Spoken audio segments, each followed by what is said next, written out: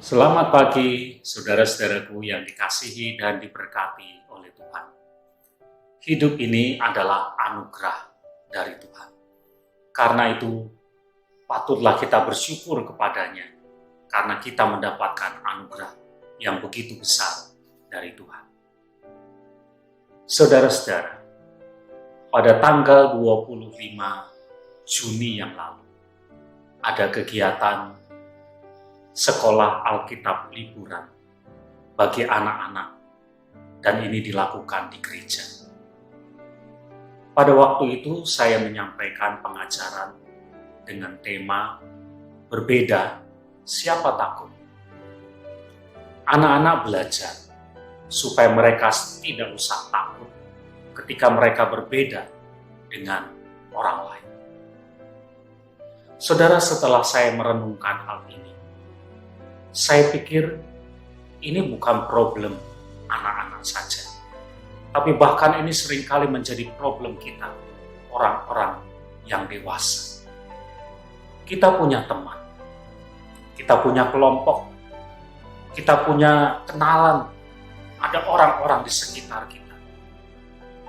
Seringkali, saudara, kita menjadi takut untuk berbeda dengan mereka. Kita takut dijauhi, kita takut dimusuhi, kita takut kehilangan teman, kita takut kehilangan keuntungan, kita takut kalau kita tidak dianggap lagi sebagai bagian dari kelompok itu karena kita berbeda dengan orang-orang yang ada di kelompok itu. Kita takut untuk melakukan sesuatu yang tidak dilakukan oleh kelompok itu. Kita seringkali menjadi takut untuk berbeda dengan mereka. Akhirnya yang terjadi adalah kemudian kita ikut-ikutan seperti kelompok kita. Kita tidak mau dijauhi, dan karena itu kita menuruti apa yang menjadi keinginan mereka, kemauan mereka, atau kelompok kita. Kitalah orang dewasa yang seringkali takut untuk berbeda dengan orang lain, dengan kelompok kita.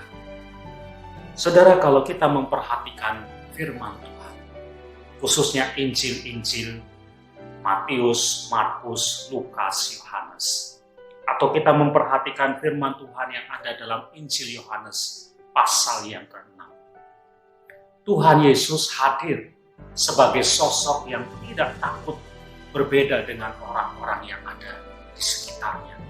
Bahkan sekalipun dia ditolak, sekalipun dia dimusuhi, dan karena itu bahkan ketika Tuhan Yesus mati di atas kayu salib, karena dia tidak mau menjadi sama dengan orang-orang yang ada di sekitarnya, Tuhan Yesus rela melakukan itu. Dia tidak takut untuk berbeda.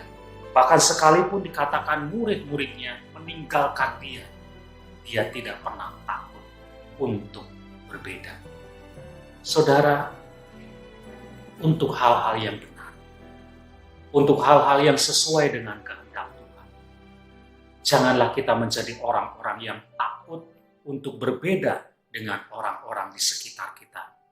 Jangan takut dimusuhi, jangan takut ditinggalkan, jangan takut kita tidak mendapat lagi keuntungan karena kita ini berbeda. Belajar untuk tetap memegang prinsip dan kebenaran, sekalipun seperti Tuhan Yesus ada resiko yang harus kita tanggung. Jangan takut untuk berbeda. Amin.